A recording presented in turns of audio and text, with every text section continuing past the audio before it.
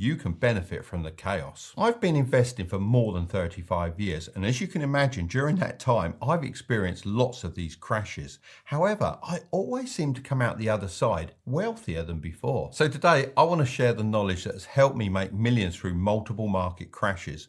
By understanding these strategies, you can spot the warning signs of a crash and use them to your advantage. So how common is a market crash? Well, there are three different types of market decline. First is the most common type of decline, a market correction. This is defined as at least a 10% drop from a recent high. These can be caused by various factors, but think of it as the stock market realizing it's getting a bit expensive and cutting back prices. On average, these have happened around every 1.2 years since 1980. The second most common type of decline is a bear market. Now, you know when you're in a bear market when prices have dropped more than 20%. Since 1932, these bear markets have popped up on average every 4 years and 8 months. They tend to keep dragging the market down for about 289 days, or roughly 9.6 months. Sure, that sounds like a long time, but keep in mind that bull markets, which is when the market is going up, usually last around 965 days, or 2.6 years. The third type is a stock market collapse, which I class as an over 30% drop in the stock market, normally within a very short amount of time. Although these are very uncommon, they can happen. In my opinion, if Trump had been unalived, then this could have been a very real scenario. That isn't a political view, just a logical one due to the way the stock market reacts to this kind of thing. The main takeaway from all of this is that if you aren't ready for the stock market to go down sometimes, then you shouldn't be investing in stocks. So how do you spot a market crash? Well, let's discuss the 3 phases of a market crash so you'll know what to look out for. I'll also share the strategies I use at each stage, backed by real-life examples from my experience. This way, you'll be better prepared than most investors. Remember, I'm not a financial advisor, and this isn't financial advice. I'm just sharing what's worked for me over the years. Number 1, the euphoria phase. This is a stage where the market is at its peak and irrational excitement drives prices to unsustainable levels. During this stage, everyone is happy and flying high. When I start seeing this blind happiness, I prepare my investments for when everything comes crashing back to reality. Before the 2008 financial crisis, there was a couple of things that I noticed that really made me cautious about investing. First was the boom in consumer spending. Everyone had money. They were spending thousands and the economy was thriving. A more recent example of this is the NFT craze a couple of years ago. Never in a million years would I have thought that people would buy JPEG image files for millions of dollars. Things like this are a clear sign of too much money in circulation. The second thing I noticed in 2008 was the increase in the number of people buying houses or refinancing. This is because it was easier than ever to get credit as the housing market was booming, which meant if people were unable to pay their mortgages, then the banks could take back the properties without losing any money. Now, it's one thing noticing these little clues, but it's another thing actually taking action and preparing yourself. Between 2007 and 8, I could have just gone along with the crowd, as the general herd mentality was that everything was great and nothing would ever go wrong. But instead, I started to prepare my investments for the worst. At the time, lots of my friends and fellow business owners didn't quite understand the decisions I was making. They may have even seen me as a bit of a coward, but from my perspective, I don't think they understood how much risk they were taking. So if your spidey senses start tinkling, these are some of the things you can do to prepare yourself for the worst. First, I would evaluate and minimize your risk level wherever possible. Personally, I'm not focused on chasing crazy high returns as that's unsustainable for the long term. I just want to be making reasonable gains consistently so my money compounds. I always think about the story of the tortoise and the hare. I know it might sound boring, especially coming from a boomer, but slow and steady does win the race. If you're new to investing, there's a high chance you haven't experienced a real market crash. It can be horrifying to see your portfolio completely halving in value and sitting deep in the red for a brief period of time. So you have to ask yourself if you could mentally handle this kind of drop without selling your investment. Secondly, I would start to reduce my leverage. Now, on one hand, leverage is a great way to accelerate wealth, but it can also be very dangerous. The thing is, if a stock crashed too far, then your investing platform may issue a margin call, which means you have a limited amount of time to pay off your debts. And if you don't, your brokerage may sell your stocks at the bottom of the market to recover the money you borrowed. If this is something you're considering or even doing, then if I were you, I would be paying some of this debt off. I never use margin, but that's a personal choice, and I'm well aware that by not taking on this risk, I'm missing out on some potential profits. The truth is, I've seen too many of my friends go from millionaire status to broke in a blink of an eye, and now I just stay well clear of it. Thirdly, I'd start saving some extra cash in a high interest savings account. I know I bang on about having an emergency fund of 3 to 5 months of your living expenses, but I'm talking about saving even more. I did this between 2007 and 8. From the outside, it looked a bit strange. The market was booming, and by leaving my money in the bank, I wasn't taking advantage of it. However, I noticed that more and more people were getting interested in investing, which tipped me off that there was a bit of a bubble forming. You see, when everyone starts getting comfortable with the idea of investing, it can be a sign that things are about to pop, as pricing is being propped up by inexperienced investors. The trouble is that at the first sign of a crash, lots of these people panic sell, which drives the prices down even further, leading to a spiral of doom. Finally, in this stage, I would make sure my investments were properly spread out. This is called diversification, and it's one of the best ways to help withstand a market crash, as quite simply put, you haven't got all your eggs in one basket. This is all because you never know what sector is going to be hit the hardest. During the good times, it can be very common for people to do very well with 1 or 2 stocks and end up with most of their money focused in only a couple of different companies. Even if they start out with lots of different stocks, it can almost seem silly to put your money into other things when one stock outperforms all your others. Let's use some of my favorite stocks as an example. Say you have $1,000 to invest. Now, you could put all of that into Tesla with the hopes of it going to the moon, but if Tesla gets hit the hardest in a market crash, it won't be great news for your money.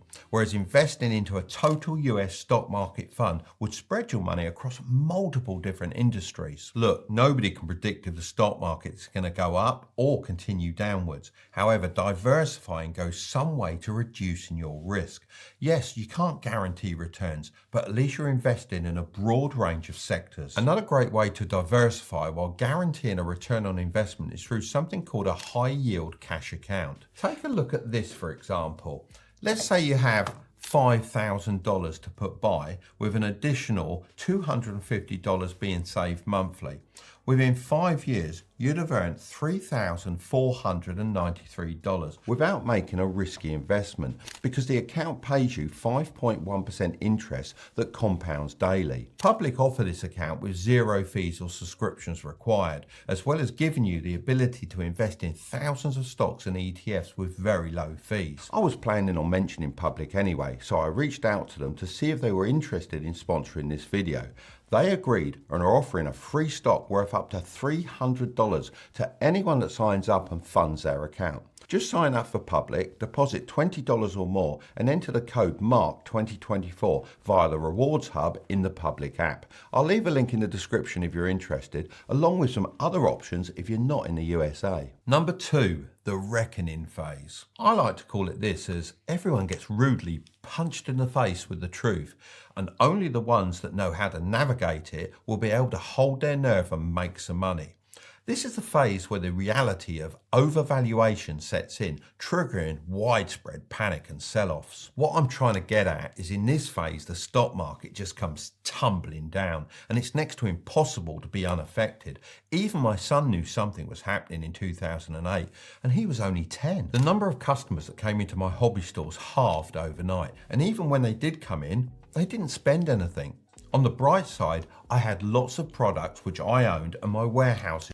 And if I started from scratch again, I'd do it too, selling info products. I was inspired to make this video after I stumbled across an info product the other day teaching you how to look after chickens at home. The part-time farmer who created this info product is making over $20,000 a month, selling 20 of these online programs at $1,000 each. If you want to achieve the same, grab a notepad as I'm going to explain the steps you need to take in order to make over $10,000 per month with info products.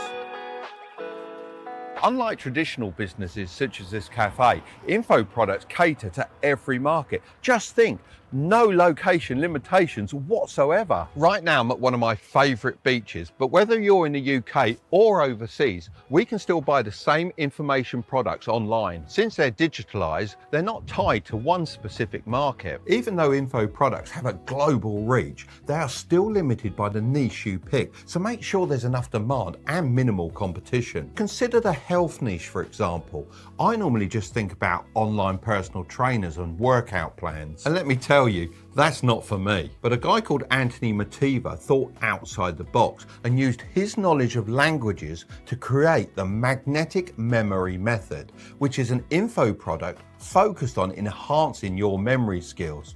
Now, I could do with a bit of that myself. It's not just for seniors looking to stay mentally sharp. Students are also using it to excel in exams, meaning he's captured an extremely diverse audience. So Anthony identified a niche, pinpointed valuable knowledge within it, and as a result is generating an annual income of more than $120,000. So how can you do this too? Well, first choose a skill. Let's say a sport like tennis, for example. If you can become like a 6 out of 10 skill-wise, then people will want to learn from you. However, taking this route is time-consuming. Additionally, if you're not an expert, it could negatively affect sales because you may not appear as trustworthy as someone with prior professional experience. So, how can you overcome this? Well, you could pair up with an expert in the tennis world and build an info product together. An expert doesn't have to be an ex-professional. They might have experience in tennis tutoring, run a club, or have a sport qualification. If you're more business orientated, then this allows you to work behind the scenes to ensure it all runs smoothly, whilst the actual tennis coach teaches within the videos or writes the step-by-step guides. Say you sell 20 programs per month at a rate of $997 per month. It always seems to end in a 7. That would generate $19,940. Then shared 50-50 with your business partner, that would total around about $10,000 each. To be exact, it would be $9,970 profit. Of course, you need to minus your expenses, but you get the idea, and they're not going to be that much on an info product. Now, you could either choose to scale this up and sell more programs per month, or you could partner with another expert and repeat the process. It would be a lot quicker the second time around, as you'll just be repeating a proven formula. Traditional businesses are making a real play towards building out their own communities because they've seen the rise of influencers and the power of followings. Take this pretty little thing order, for example. My son's girlfriend goes mad for this stuff. This unmistakable pink unicorn packaging is so much more than just a plastic bag. It's a symbolic gateway into the brand community, connecting customers with influencers who wear and help design the clothes. PLT's online community pulls in a whopping £712.2 million annually, which is the equivalent to almost $900 million a year. So they've obviously been extremely successful in attracting customers with their branding, which not only enhances the sense of community, but also helps to convert fans into paying customers. So what can we take from this? Well, if you want to increase your conversion rates, then you need to build some kind of community around your info product. But why are conversion rates so important? Well, let's say you reached 50,000 potential customers online, then normally you can expect a 2% conversion rate, which would mean you sell 1,000 products. Let's say you price them at $1,000 each. With a conversion rate of 2%, that means you're going to make $100,000. Not bad, right? Well, imagine if the people that you reach felt like they were part of something bigger, a community led by you in a free Facebook or Discord group. You could boost that conversion rate to 5%, which means you'd sell 2,500 products and make $250,000. Hopefully now you can see why brands are pumping so much time and money into building online communities. But building communities from scratch is hard. So here's how I'd go about it. Build a personal brand. I mean, there's so much free traffic on TikTok right now. I don't necessarily think you need a personal brand. Of course, you could just run ads, but it's definitely a much more cost-effective way to reach a mass audience and make a personal connection. One of my old video editors actually followed this exact roadmap. He wasn't the best editor out there, and honestly, he was a little bit lazy, but he understood how to make a YouTube channel and has now launched his own editing course. All of his videos combined have garnered millions of views in the editing niche, and he's now making more than $10,000 per month, and his community worships him like some kind of editing god. And I bet he still can't get out of bed on time. You seriously don't need to be the next Mr. Beast. If you build a strong community of 50,000 people, then there is no reason why you can't be making $100,000 a year. Actually, I take that back. You definitely should be making $100K a year. Just make sure you collect everyone's contact details and build an email list, as this way you can own your audience and not rent it from a social media platform that could shut you down at any point. Businesses have been taking advantage of upselling for years, and it's only getting more common.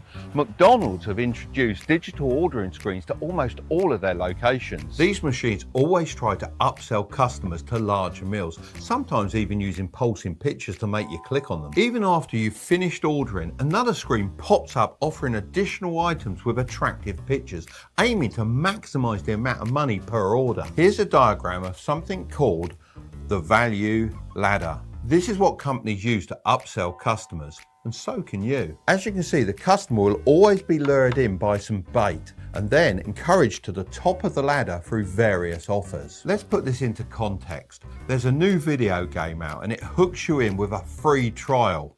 The bait. The temptations take over and you've bought the full version. That's the first step. After this, they offer a weapon pack, and before you know it, you've spent your entire monthly wage and you've reached the top of the ladder. So how can you create a value ladder of your own? Well, imagine you're selling a fitness info product. So the bait could be a free workout guide which draws people in. For your first step, you could offer a 4-week program for $9.99. Then you could follow this up with a personalized coaching package for $999 a year. I mean, you could even follow this up with VIP one-to-one sessions for $5,000 per year. So if 100,000 people download your free workout guide and 5% buy the program, that would make you $49,950. If 5% of those people, which would be 250, opt for coaching, this would add an extra $249,750 to your pocket. And then if 2% of those people, which would be 5 people, join your one-to-one VIP coaching, it would bring in an extra $25,000. That value ladder would generate you a total of $324,700 per year. And if you want to make even more, then you just have to reach more people initially. I mean, if you manage to get 1 million people to download your free workout guide, then you can multiply all these numbers by 10. As we discussed, create so you can get financially ahead. And if you're older, then use this as a checklist to make sure you're on track. I promise, if you just implement a few of these things, you'll be so far ahead of everyone else, they won't even believe you. I managed to become a millionaire in my 20s. However, if I watched a video like this when I was younger, then I'm sure I could have made my first million much faster. Don't just watch the part of the video that's for your age. You need to do all of these things. And if you skip steps, you might end up regretting it. Right, let's kick this off with age 13. When it comes to investing, the hands down most important thing is time in the market. But what does that actually mean? Well, put simply, you want to have your money invested for as long as possible so it can start growing rapidly, like a snowball rolling down a hill and eventually turning into an avalanche. So if you're actually 13 or younger and you're watching this video right now, I think all us oldies would agree that you're in the best possible position. So how do you actually start investing at this age? Well, as you're currently not of legal age to invest on your own, you're going to need to convince a parent or guardian to open up something called a custodial account. Now, I understand it might be hard to speak to your parents about money and investing. My parents never ever spoke about money at all, let alone investing. So if you want to, feel free to show them the next 30 seconds of this video so I can help persuade them to open up one for you. A custodial account is an investing account controlled by an adult for the benefit of a minor, typically a family member. These have different names depending on where you live. In the UK, we have something called a Junior Stocks and Shares ISA, which lets your parent or guardian invest up to £9,000 a year on your behalf. Now, of course, they don't have to do this much, but just think, every birthday or Christmas, you could ask them to put some money into the account and invest in some stocks and shares. I'm not a financial advisor, and this shouldn't be taken as financial advice. However, over the years, I've just invested in a simple low-cost S&P 500 index fund. This invests your money across just over 500 of the biggest public companies in the USA, so you don't have to worry about picking individual stocks. The historical average yearly return of the S&P 500 is 12.58% over the last 10 years, as of the end of May 2024. Of course, investments can go down as well as up. If you've got a Junior Stocks and Shares ISA, then you'll be able to start managing it for yourself from the age of 16, and you could start to withdraw money from the age of 18 if you wanted to. But if you're anything like me, once you've got the investing bug, you'll probably want to keep it growing. In America, you have two main options, a UGMA and a UTMA. These both have unlimited contributions, but you could trigger gift tax if your parent or guardian puts in more than $18,000 in 1 year. The only real difference between these two is that with a UTMA, you can also invest in real estate and fine art. A custodial account can be set up with most banks and brokerages. My favourite is Vanguard for both the UK and the USA, as they've pretty low fees and they've certainly been around for a long time. So if you're younger than 18, then please promise me you talk to your parents about getting one of these accounts, as it gives you such a head start. Right, moving on to age 14. Besides time, another huge advantage you have at this age is that you probably don't have to pay rent and other monthly bills. This means you have the freedom to try different ways to make money, since you don't need a reliable income every single month. You should go out and try everything from cleaning driveways with pressure washers to competitive sports. Not everything has to be about making money. You can learn a lot from other activities, which you can use to make money when you're older. My son Curtis used to get up at 4 a.m. most mornings for swimming practice. Of course, he didn't earn any money from this, but it did teach him discipline. So when he started his business at 18, he could outwork his competition. I speak to so many teenagers who tell me they don't have a talent, but when I ask them what their hobbies are, they can't even name a few they've tried. You can't expect to find your talent if you don't try a wide range of different things. If it doesn't work out, then that's absolutely fine. Just try the next thing and the next. When you find something you're naturally good at or enjoy getting better at, double down on it and make it your mission to become one of the best. Next, age 15. One of the things I miss most about being younger is birthday and Christmas presents. Not that I got a lot, as my parents weren't very wealthy, but I definitely got more than I do now. That's just the reality of growing up, especially for young men. So instead of asking for presents like PS4 games and other things that you're not really going to care about in less than a few months, a huge life hack is to ask for cash whenever possible. I'd also highly recommend going and getting a Saturday job. Now, don't be too picky at this stage. Even working in a retail store behind a counter can earn you a nice bit of extra money. You'll also learn a lot of useful social skills that will prepare you for the real world. Doing both of these things will help you start stashing away cash, as long as you avoid the temptation to spend it. I like to use the word stash instead of save, as I have a problem with the way most teenagers approach saving money. They will save for months and then go and spend it all on a new game console or a day at the theme park. Now, obviously we all like a roller coaster, that's for sure.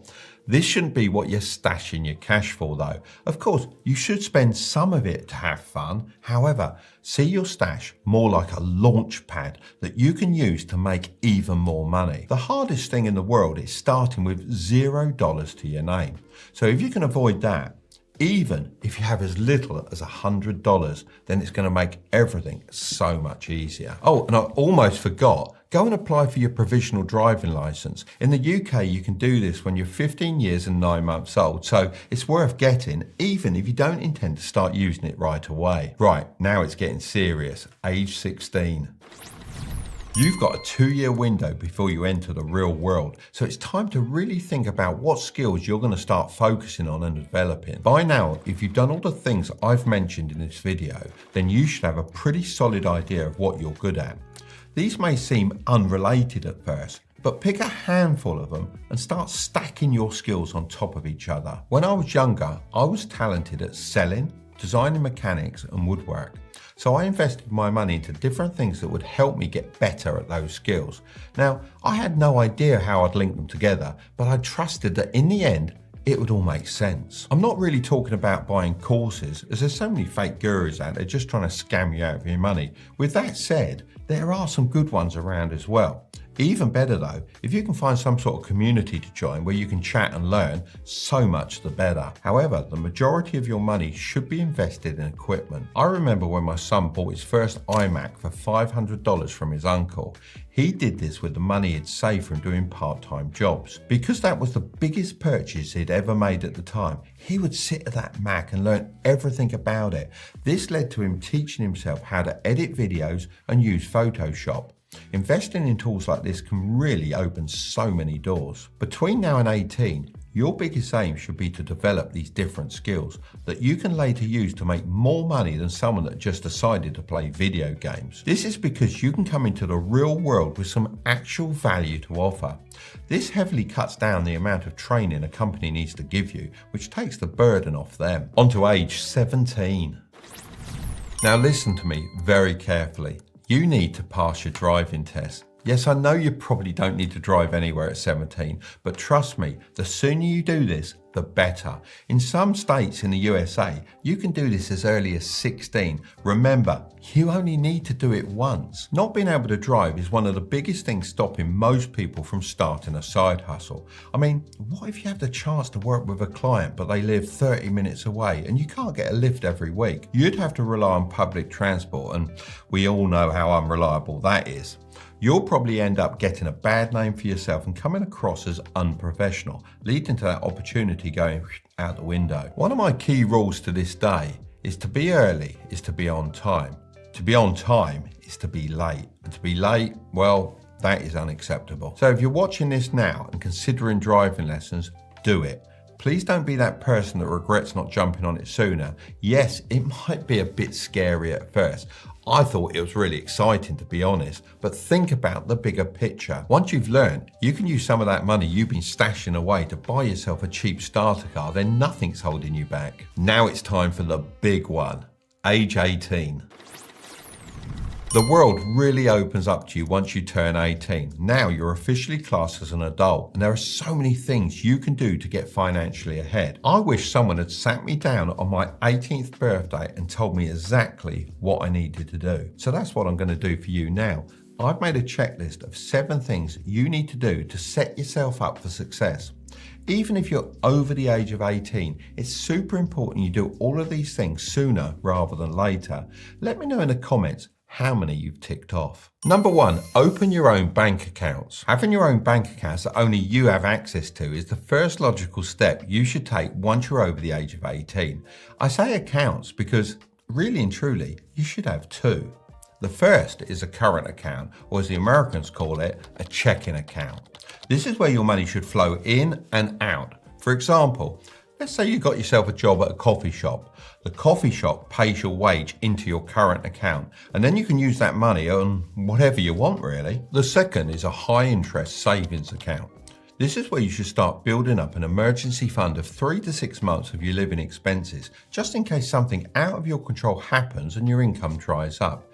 It's like when you chug a big pot shield potion on Fortnite, but keep some minis handy. So where should you open up these accounts?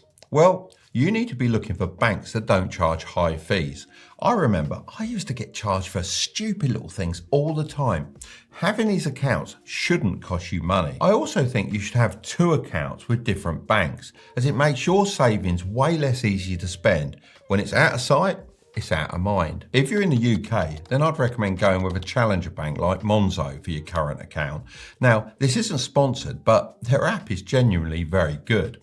For your savings account, Chase is a great option as they're currently offering 4.1% interest on your money, so you'll get paid for just leaving your money in the account. In the USA, I'd recommend looking at Ally Bank or Bank of America because they offer minimal fees and have really strong online banking service. Number 2.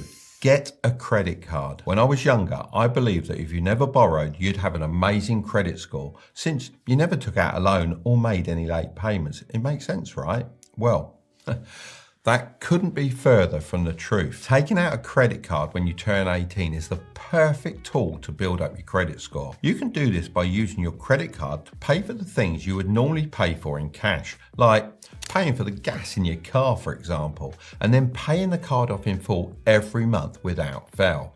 Using it this way will ensure that you never get charged any interest at the same time as building up your credit score. A credit score is kind of like your Uber rating, but for money. Banks look at this and then they decide whether or not they're going to give you a loan. And if they do, what interest rate they're going to charge you. Now, lots of people are against the idea of getting a credit card because they're taught from a really young age that debt is bad. I know this because that's exactly what I was taught. My dad would always say, never a lender or a borrower be. This was a saying that originally came from rich people years and years ago to keep the workers down, as they knew by borrowing, the working class could create wealth for themselves. The rich wanted to keep getting richer and keep the poor in their place. If I had a credit card when I was 18, it would have been much easier to get a mortgage sooner and buy my first property. I would have also been able to borrow more money at lower interest rates. Now, that may not sound significant, but over a long period, like a mortgage, this can really add up. Number 3, open an investing account. The key is to open the correct type of account. You'll often hear people throwing around terms like Roth IRA in the USA, stocks and shares ISA in the UK, and TFSA in Canada, and supers in Australia. So if you don't have one of these accounts, then you're missing out, as they allow you to avoid having to pay taxes on your investments, but they do have limits because they're extremely powerful. Nowadays, opening an investing account is very simple, as you can do it all from your mobile phone. A great thing about these investing apps is that it actually gives you the ability to buy fractional shares. So rather than having to pay $220 for an Apple share, you can invest as little as $1. Now, I wish I had this option when I was younger, as it would have allowed me to get in some early experience with investing without having to take any big risks. One of my favourite investing platforms is Trading 212, as they offer fractional shares and also stocks and shares ISAs. Since I was planning to talk about their app anyway, I reached out to them to see if they'd be interested in sponsoring this portion of the video. They agreed and are offering a free stock worth up to £100 to anyone that uses the code Tilbury when they create an account. Plus you can get more free stocks by inviting your friends. Both of you will get a free share as long as they fund their account. If you aren't quite ready to invest for real, one of the really cool things about Trading 212 is they let you practice investing with fake money. You can get familiar with the markets using real data without risking any actual money. So if you're a little uncomfortable with investing or just want to try out some strategies before putting your own money on the line, this is a great way to get started. Also, don't worry if you've already opened an account within the last 10 days. You can still use the promo code Tilbury in the app and receive your free share. So feel free to pause the video right now, get your free stock, and then continue watching. Number 4. Carefully consider university. So many teenagers have asked me, is going to university a scam? My answer is always yes and no. On one hand, for some careers, you certainly need to go to university, like doctors, nurses, and teachers. There is a direct result from doing university courses like this. You get a degree and the career path opens up to you. These professions play critical roles in our society, directly impacting the way we function. So, are absolutely not a scam.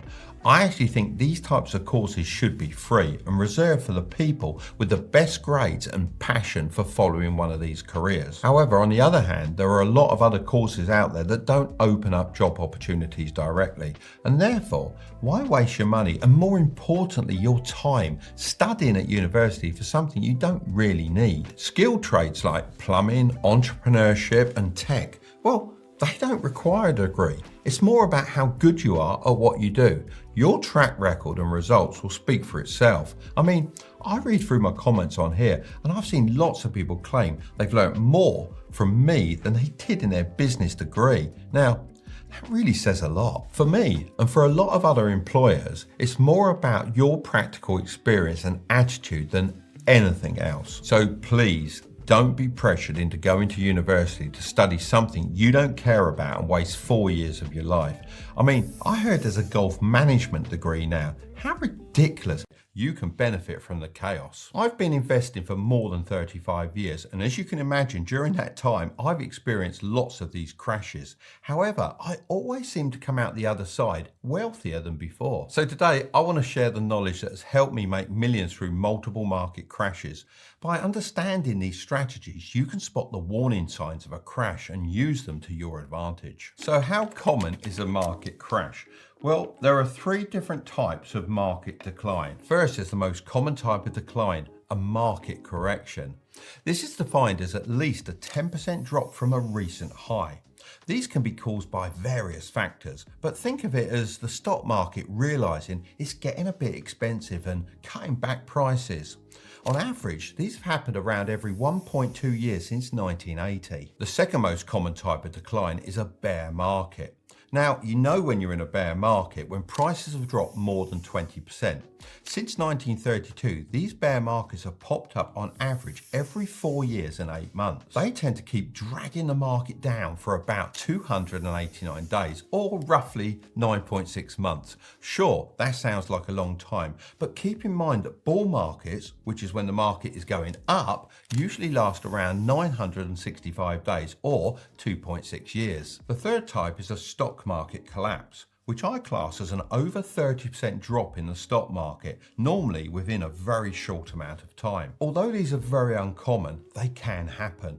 In my opinion, if Trump had been unalived, then this could have been a very real scenario. That isn't a political view, just a logical one due to the way the stock market reacts to this kind of thing. The main takeaway from all of this is that if you aren't ready for the stock market to go down sometimes, then you shouldn't be investing in stocks. So how do you spot a market crash? Well, let's discuss the 3 phases of a market crash so you'll know what to look out for. I'll also share the strategies I use at each stage, backed by real-life examples from my experience. This way, you'll be better prepared than most investors. Remember, I'm not a financial advisor and this isn't financial advice. I'm just sharing what's worked for me over the years. Number 1, the euphoria phase. This is the stage where the market is at its peak and irrational excitement drives prices to unsustainable levels. During this stage, everyone is happy and flying high. When I start seeing this blind happiness, I prepare my investments for when everything comes crashing back to reality. Before the 2008 financial crisis, there was a couple of things that I noticed that really made me cautious about investing.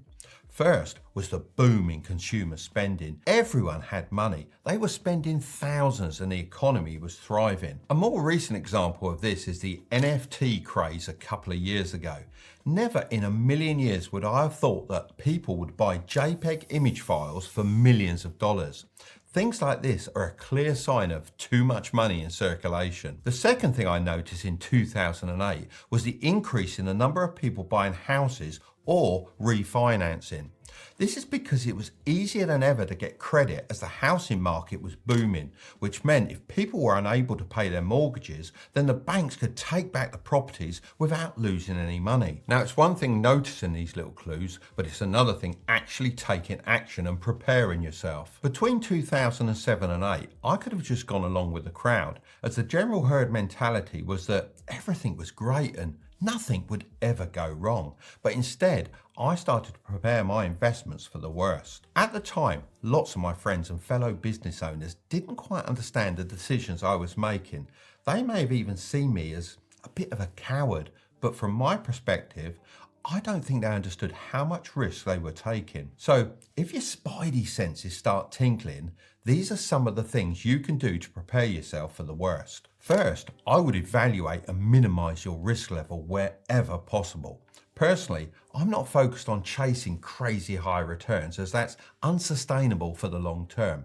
I just want to be making reasonable gains consistently so my money compounds. I always think about the story of the tortoise and the hare. I know it might sound boring, especially coming from a boomer, but slow and steady does win the race. If you're new to investing, there's a high chance you haven't experienced a real market crash. It can be horrifying to see your portfolio completely halving in value and sitting deep in the red for a brief period of time. So you have to ask yourself if you could mentally handle this kind of drop without selling your investment. Secondly, I would start to reduce my leverage. Now, on one hand, leverage is a great way to accelerate wealth, but it can also be very dangerous. The thing is, if a stock crashed too far, then your investing platform may issue a margin call, which means you have a limited amount of time to pay off your debts. And if you don't, your brokerage may sell your stocks at the bottom of the market to recover the money you borrowed. If this is something you're considering or even doing, then if I were you, I would be paying some of this debt off. I never use margin, but that's a personal choice, and I'm well aware that by not taking on this risk, I'm missing out on some potential profits. The truth is, I've seen too many of my friends go from millionaire status to broke in a blink of an eye, and now I just stay well clear of it. Thirdly, I'd start saving some extra cash in a high interest savings account. I know I bang on about having an emergency fund of 3 to 5 months of your living expenses, but I'm talking about saving even more. I did this between 2007 and 8. From the outside, it looked a bit strange. The market was booming, and by leaving my money in the bank, I wasn't taking advantage of it. However, I noticed that more and more people were getting interested in investing, which tipped me off that there was a bit of a bubble forming. You see, when everyone starts getting comfortable with the idea of investing, it can be a sign that things are about to pop, as pricing is being propped up by inexperienced investors. The trouble is that at the first sign of a crash, lots of these people panic sell, which drives the prices down even further, leading to a spiral of doom. Finally, in this stage, I would make sure my investments were properly spread out.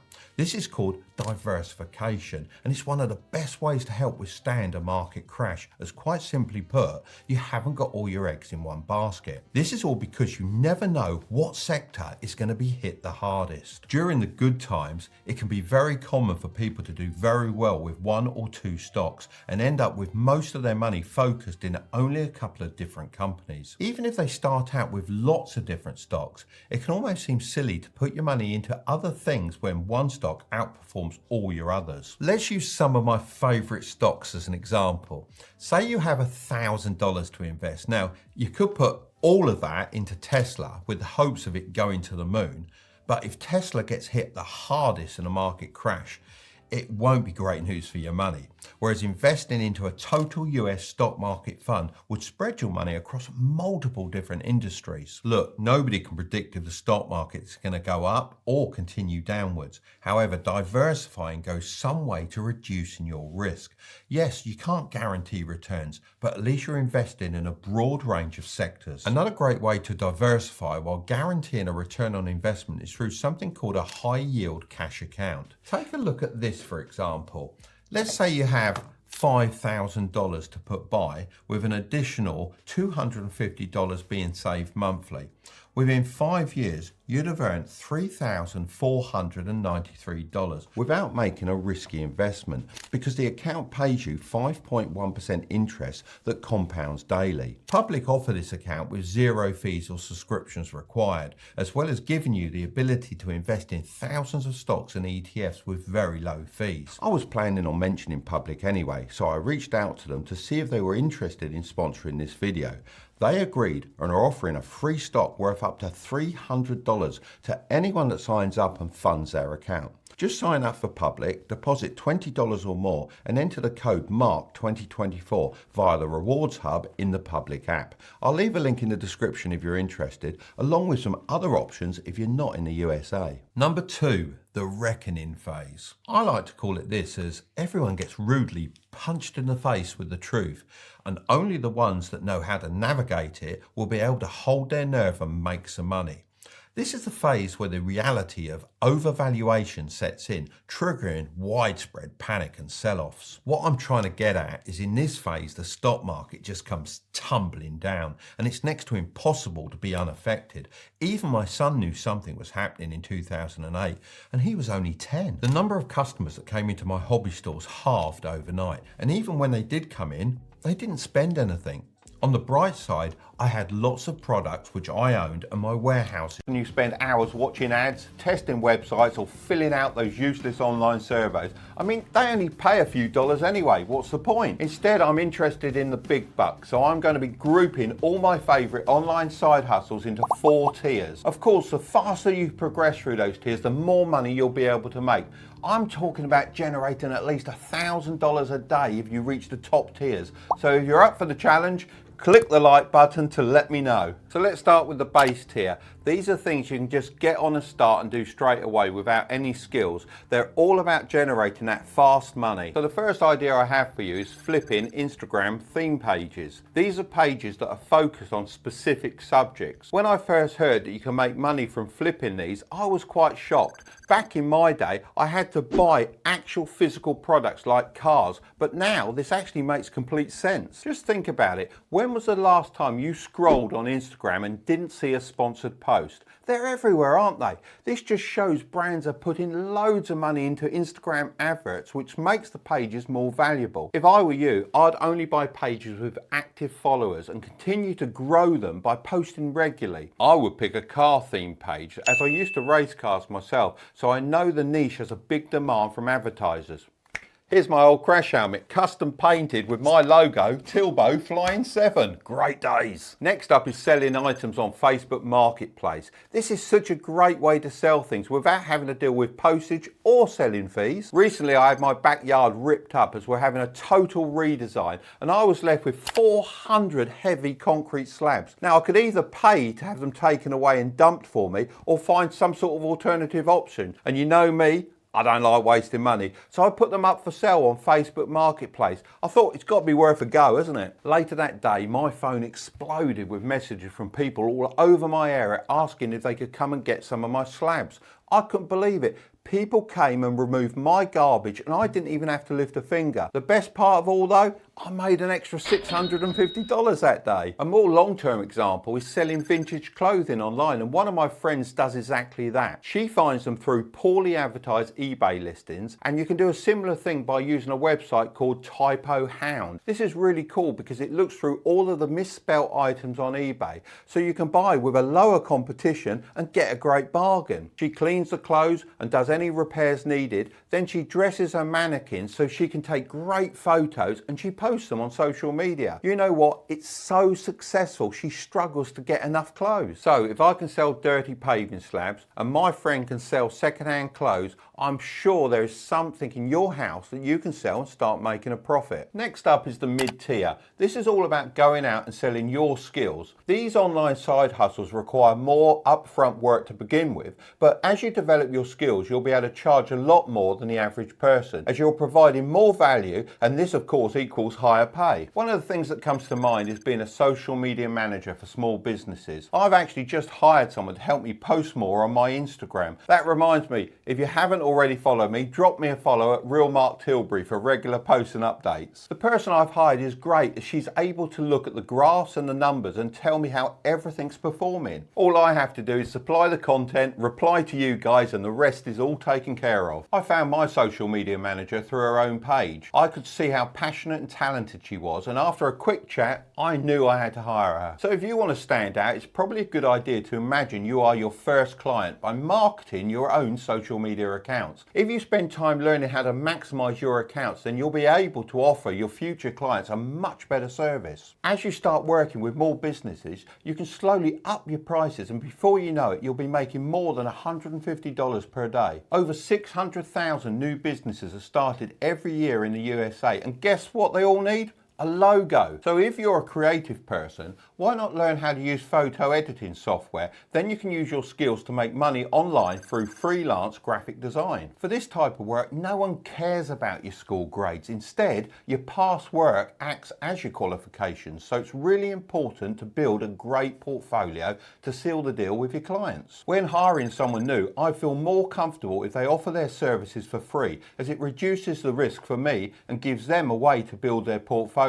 I know that working for free sounds like a waste of time, but it's a great way to check out the competition and also see how to price your services. Once you have a solid portfolio, you can either go directly to your clients or offer graphic design services on websites like Fiverr that already have a huge marketplace. If you're good, there's no reason why you couldn't be earning $150 per day in your spare time. How about this next one? When everything locked down in early 2020, my son's girlfriend had a great side hustle as an online tutor, and it's still going strong today. Before the illness happened, I probably wouldn't have added this one to the list, as most people wanted in-person tutors. However, I really think the world has changed. If you're talented at a particular subject, it may be a great option to teach it online. She advertised her services on Facebook, and before she knew it, her DMs were full of potential clients. So if you find the right Facebook groups, the demand is sky high. The great thing about doing it online is that you cut out all the travel time, which means you can work with more people and earn more money.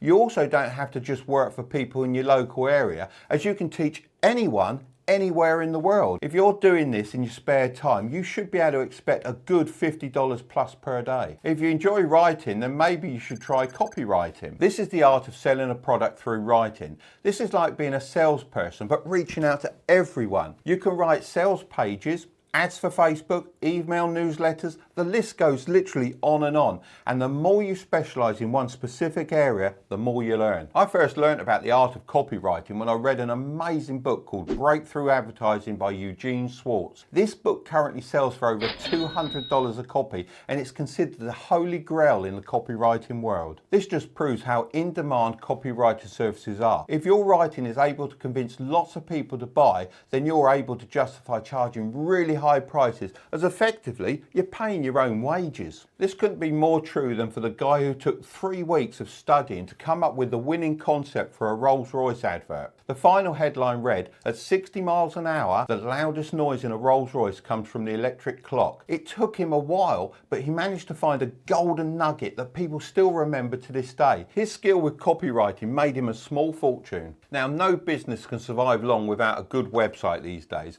and most people are lacking the skills all the time to build one themselves. So if this interests you, then why not sell your web design services? I know 2 teenagers that decided to take up web design, and they went in 2 totally different directions. One decided he'd use website builders such as Squarespace, which means he only had to sort of edit really simple templates to build a basic site for his clients. The other decided to code bespoke websites from the ground up for larger clients that wanted something more original. Now, both are very successful at what they do, but they serve entirely different markets at different price points. You'd get paid more for a bespoke site. However, this takes a lot more time to learn. 20s think they're invincible. I know I certainly did. I think I was a bit, to be honest. But actually, the truth is, in your 20s, you're more vulnerable than ever. If someone makes a financial mistake at this point in their life, it will send shockwaves through their entire future. Each of these mistakes is very different, so it's really, really important that you watch this video until the end. Otherwise, you could fall victim to one of them. So smash that like button. All right, done that? Let's jump straight in. Number 1 is not taking advantage of your free time. Now, in your early 20s, you are incredibly rich in one way. You've got bundles and bundles of time. You can do so many things to turn your spare time into cash. And if all you're doing is wasting your time, then all that potential income is just slipping through your fingers. This is also the ideal time to invest in yourself and build your skills. I used to use my spare time in my 20s sketching model planes, and this has led me to having them manufactured and selling them all around the world. In fact, one of my biggest designs is the biggest selling RC aircraft in the UK. The original design for this was sketched in a classroom while I was being bored by the geography teacher. I remember him well, Mr. Woolard. So developing those skills from an early age has served me very, very well. Number 2, trying to keep up with your friends. Everyone has that one friend that always seems to have the nicer car, the nicer house, and sometimes the hotter partner. Let me tell you a secret, all right? The majority of people are faking it anyway. As of 2020, the average American household had a credit card debt of over $5,700. This is astonishing, as it means the friends you're actually trying to keep up with are probably more in debt than you are. Having access to so much easy credit allows people to rewrite reality. At the end of the day, friends that need impressing are not true friends. Real friends are the people that love you no matter what. They stick by you through your troubles and are there for you when you need them. They are the people who couldn't care less what you spend your money on. Number 3, over drinking and partying. When you're out drinking, it's easy to get caught up in the moment and spend a lot more money than you usually would. Now, this is most people's kryptonite. It's one of the things that keeps many people broke and, of course, unable then to invest. I'm not saying that going out and enjoying yourself is wrong, as you have to do what makes you happy. The key takeaway from this is everything is great, but in moderation. You may think that saving a few dollars here and there won't make a difference, but your dollar is worth so much more when you're younger. By investing it instead of spending it on something you really didn't want anyway, it's going to be worth dramatically more in 20 years' time. Number 4 is putting off retirement investing. When you're in your 20s, retirement seems like a lifetime away. Many people put off investing in their retirement until they're about 45 or 50 years of age because of many excuses. They've got a mortgage to pay, they've got a college fund to save for, and of course there's holidays. These lost years can cost you very dear. So let me explain. If you invested $100 a month for 30 years at 7% annual return, you would have $116,945 set aside in your retirement fund. And this can continue to grow until the point you decide to retire.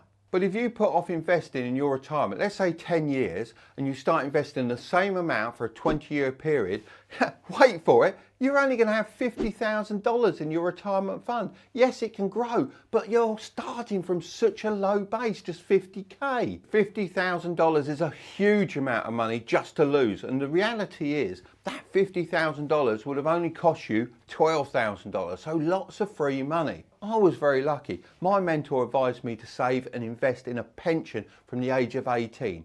I've always been told that you should put at least, not a minimum of at least 10% of everything you earn, and it's given me the ability to use that money in lots of different investment opportunities, such as business, real estate, and also stocks and shares. Even Einstein said, compound interest is the 8th wonder of the world. Number 5 is not having a backup fund. Now, over 60% of millennials wouldn't be able to cover a $1,000 emergency. That's 60% wouldn't have enough money for a minor emergency. Now, I know I bang on about this, and I do bang on about it a lot of the time, about having a backup fund, but that's because it's super important. I learned it the hard way. When I was 19, I purchased a car that I needed a loan to buy. The engine in it lasted me about a month before it blew up. Variables. And thirdly, execute your plan successfully. It's really that straightforward, but most people don't even get past step 1. To be honest, 30% of people have probably clicked off this video, probably because retirement sounds too old school for them. However, you might not actually want to retire early. I'll explain why towards the end. Well, that's for the few of you that make it that far. Step 1. Calculate the real numbers. How much do I need to retire? This is one of the most searched questions on the internet, and no one seems to be able to give the real answer. It's no surprise that lots of people are turning to the internet, as the school system has left us in the dark. They're only interested in pushing us into the workforce so that society can exploit us for our time and labour. If most people actually knew the answer to how much they need to retire, then there'd probably be an uproar. That's because millennials and Gen Zs are reportedly going to have to work longer than any other generation. The sad truth is many people are deluded. Some think they'll enjoy round the world cruises on the back of saving $50 a month. Others believe they'll need so much money that quitting work is an unrealistic fantasy. Most people are hurtling towards a harsh reality check without even knowing it. It's not their fault, as they've been set up to fail. Retirement was much more achievable in my day. However, that's why it's so important to calculate the real numbers now so you're at an advantage. This is kind of like the first step of any road trip, setting the destination on your navigation system. Without it, how are you going to head in the right direction? Right, I'm going to cut through all the confusion online.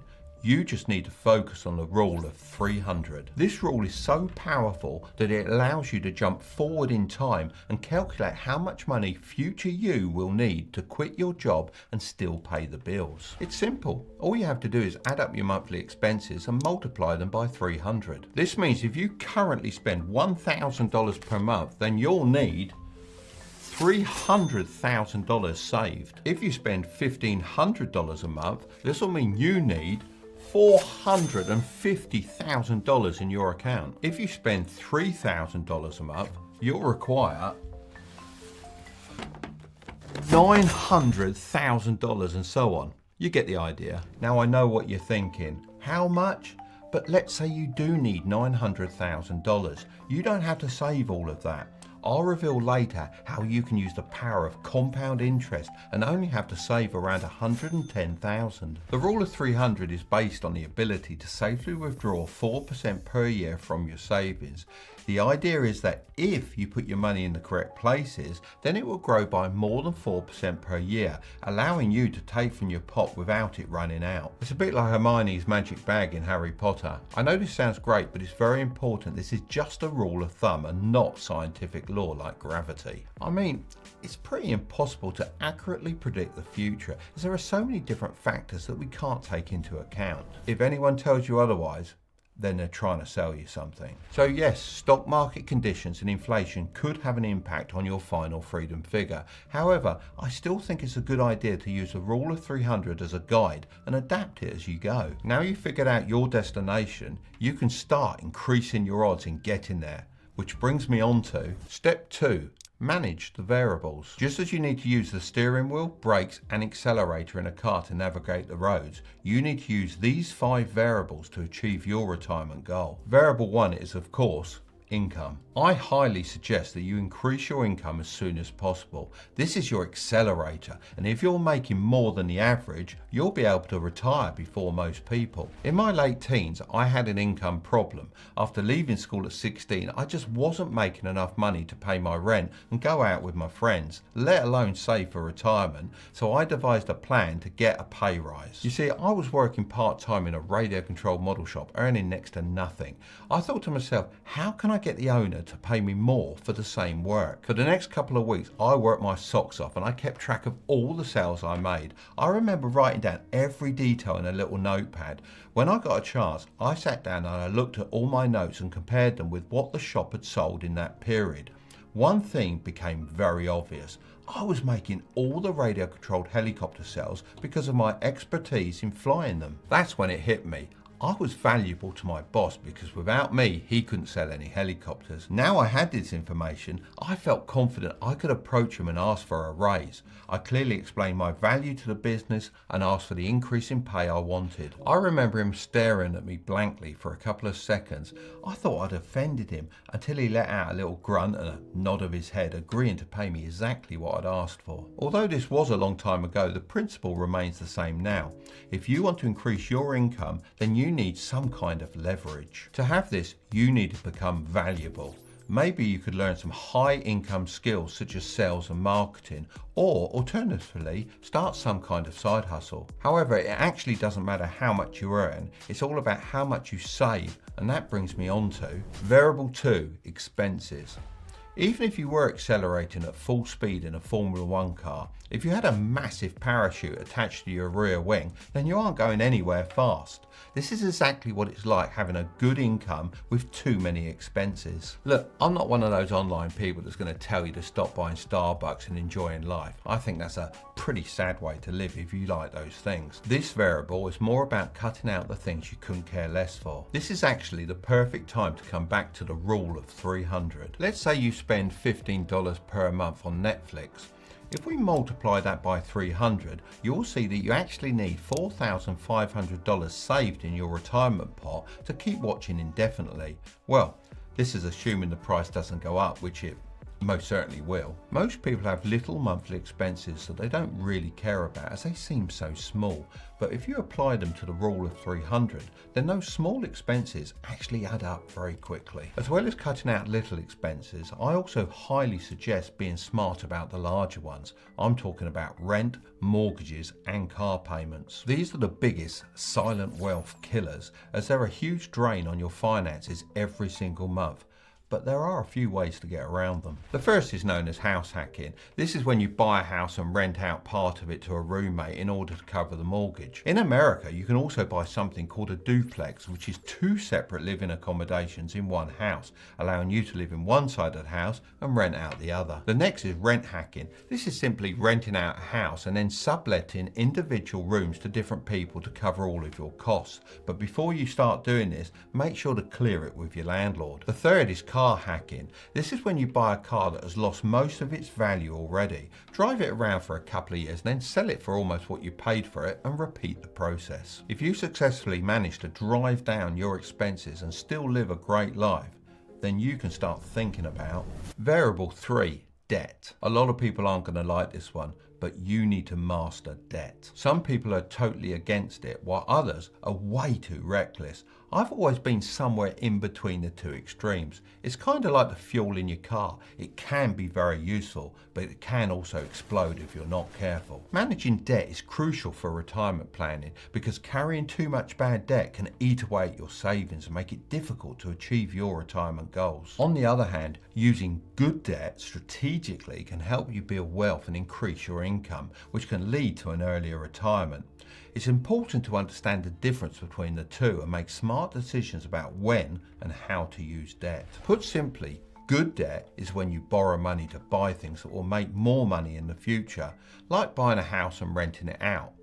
Bad debt is when you borrow money to buy things you don't make any money on, like using a credit card to buy clothes, expensive holidays, or a car that you don't need. But here's the real kicker. In order to get good debt, you need to have a good credit score. And the best way to do this is to actually own a credit card. You can put little expenses on it and pay it off in full at the end of each month. This will mean you never pay any interest and build a good score for the future. But like I said, the only reason to have good debt is to buy assets, which brings me on to variable 4, investing. Investing is important for retirement because it can allow your money to grow faster than it would if you simply just saved it. It's kind of like the boost pads you go over when playing Mario Kart. With the right investments, your money can grow at more than 4% per year, which is the amount you can safely withdraw from your savings if you're using the rule of 300. I'm not a financial advisor, however, I've always invested consistently into the S&P 500, which is an index fund that includes the top publicly traded companies in the USA, which has historically averaged a return of 8% per year. I mean, if you were to invest $200 per month for 45 years, which equates to $108,000 at an average return of 8% per year, then you would have a total of $1,054,907. That's the power of compound interest. But where can you start investing? Well, it's a lot easier than it was back in my day, as you can do it all from your phone. There are various different apps. I'll leave some of the links down below. One of my favorites is Lightyear, and they are also kindly sponsoring today's video. Lightyear is looking to give every European low cost and convenient access to the world's stock markets, and they're really great at what they do. The app is super user friendly, making it perfect for both advanced and novice investors. Lightyear is available on mobile and web platforms, allowing for a